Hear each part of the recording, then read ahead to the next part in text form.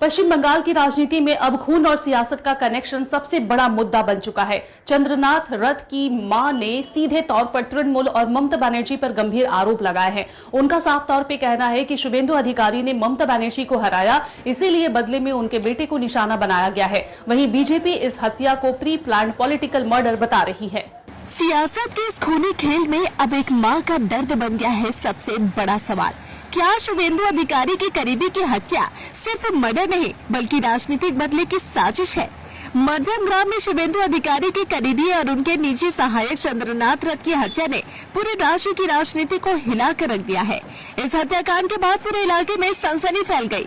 Police, STF और केंद्रीय बल मौके पर पहुंचे। सीसीटीवी फुटेज खंगाले जा रहे हैं। संदिग्ध कार जब्त कर ली गई है और बताया जा रहा है कि गाड़ी पर लगा नंबर प्लेट भी फर्जी था। लेकिन इस मर्डर केस में सबसे बड़ा मोड़ तब आया जब चंद्रनाथ रथ की मां ने कैमरे पर बड़ा बयान दिया। रोते हुए उन्होंने कहा, शुभेंदु अधिकारी ने ममता बनर्जी को हराया, इसलिए बदले में मेरे बेटे को मार दिया गया। उन्होंने ये भी कहा कि 4 तारीख के बाद अंजाम भुगतने की धमकी पहले ही दी जा चुकी थी और अब वही धमकी सच साबित हुई। वहीं शुभेंदु अधिकारी ने इस हत्या को पूरी तरह से प्री प्लान्ड मर्डर बताया। बीजेपी नेताओं का आरोप है कि यह सिर्फ एक व्यक्ति की हत्या नहीं बल्कि राजनीतिक डर पैदा करने की कोशिश है। राजनीतिक बयानबाजी अब तेज हो चुकी है।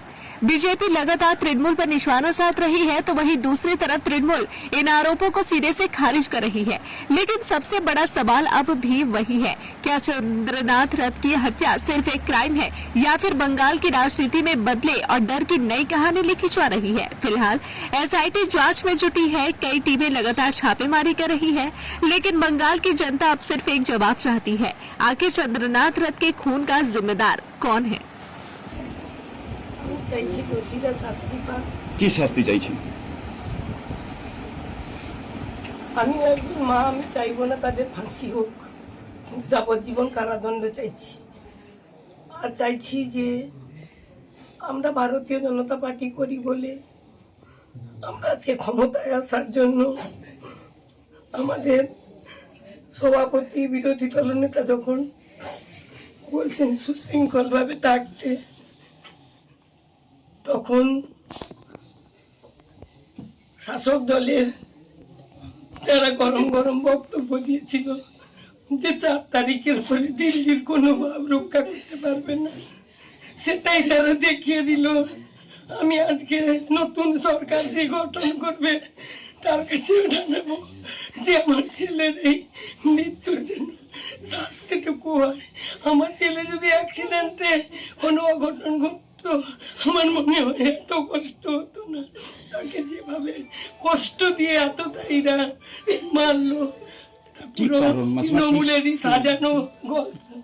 কি কারণে মৃত্যু হতে পারে বলে আপনি মনে করছেন মা হিসাবে?